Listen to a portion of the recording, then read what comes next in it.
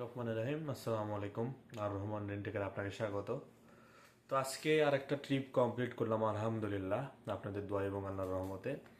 গাড়ি কাছে নেই বা গাড়িতে ভিডিও করতে পারি নাই, কারণ আমার স্মরণ ছিল না। বাট এখানে টাকাটা দেখাই দিচ্ছি, বাট কত টাকা আছে এটা বলা যাবে না, সব জিনিসের একটা সিক্রেট বিষয় আছে, তো এটা বললাম না।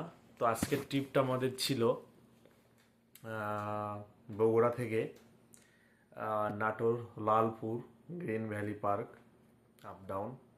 বলতে গেলে একটা ট্যুরের জন্য আমাদের সমন্বয়ত একটা বড় ভাই গাড়ি রেন্টে নিয়েছিল। তো আজকে আসলে দিনটা অনেক প্যারার ভিতর গিয়েছে।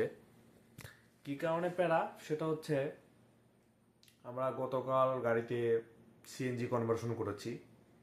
তো সিএনজি কনভার্সন করার পরবর্তীতে গাড়িটা ভালোভাবে গ্যাস টিউনিং করতে হয়। সিএনজি কনভার্সন করার পরবর্তীতে আমি গ্যাস ফুল করি, মানে আমি গাড়ি আমার হাতে আসলে তেল গ্যাস অল টাইম ফুল রাখি। তো আমিও যথারীতি গ্যাসটা আসলে ফুল করেছিলাম। তো ফুল করার পরবর্তীতে সমস্যাটা হয়েছে যে আমাকে যে টেকনিশিয়ানটি বলেছিল গ্যাস আসলে ফুল করা যাবে না, 3 দিন পর্যন্ত একটু রেস্ট দিয়ে চালাতে হবে এবং 3 দিন পর হয়তো বাঁচতে হবে। তো আমার এটা স্মরণ ছিল না, আমি যথারীতি গ্যাসটা ফুল করেছিলাম। বাসায় ঠিকঠাকভাবে আসছিলাম, আসার পরবর্তীতে সকালে গাড়ি ওয়াশ করলাম। ওয়াশ করে যখন গাড়িটা রেন্টের জন্য পাঠাবো, ওই মুহূর্তে গাড়িটার গ্যাসে চালু হচ্ছিল না, তেলে শুধু চলতেছে, গ্যাসে চালু হচ্ছিল না। ওই সময় আবার গাড়ি নিয়ে মেকানিকের কাছে গেলাম। আমাদের ট্রিপটা ছিল সকাল 10টায়। তো আমার অলরেডি এখানে 9টা বেজে গিয়েছিল। বাট আমাদের যে ভাইটি রেন্টে নিয়েছিল উনি অনেক ভালো ছিল। আর এদিকে আল্লাহর অশেষ রহমত, আমরা টাইমের মধ্যেই পৌঁছাইতে পারছিলাম। তো তেলে করে গাড়ি সকাল সকাল গ্যারেজে নিয়ে গেছিলাম মাটিডালিতে, কিন্তু অত সকালে তো আসলে মেকানিক পাওয়া খুব কঠিন। তো আমাদের পার্সোনাল মেকানিক যিনি ছিল উনি সে ঠিক করার চেষ্টা করলো। তো ছোট একটা সমস্যার কারণে চালু হয় না, গ্যাস কিটের একটা পাইপ যেটা সোজা থাকে ওটা ভাঁজ পড়েছিল।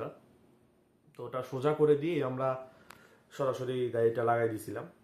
তো লেট হয়েছিল একটু, বাট ওটা কোনো বিষয় হয় নাই। বাট আলহামদুলিল্লাহ, তো আমরা ভালো মতোই করতে পারছি, ট্রিপটা কমপ্লিট করতে পারছি। বাট একটা জিনিস আমি দেখলাম যে গ্যাসের হিসেবটা মিলতেছে না। গ্যাসের হিসাব মনে হচ্ছে গাড়িটা গ্যাস বেশি খাচ্ছে। আর এই হিসাব করে আমি দেখলাম যদি ঢাকা আপ ডাউন করি আমার ক্যাশে অর্ধেকই গ্যাসে যাবে। এটা কোনো বুঝতেছি না, আমার গাড়ির প্রবলেম নাকি গ্যাস টিউনিং হয় নাই নাকি অন্য কিছু, আমি বুঝতেছি না। তো আমি দেখি 2 আর 3টা আরো টিপ মারবো। টিপ মারার পরবর্তীতে ডিসিশন নেবো যে আসলে এটা কিসের প্রবলেম বা কি হচ্ছে।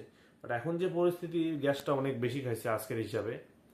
তো এই ভাজা পড়ার উপর দিয়ে আজকে ট্রিপটা কমপ্লিট করলাম আলহামদুলিল্লাহ। তো আপনাদের গাড়ি লাগলে অবশ্যই জানাবেন। সকালে ভালো থাকবেন, সুস্থ থাকবেন, নিজের যত্ন নেবেন। আল্লাহ হাফেজ।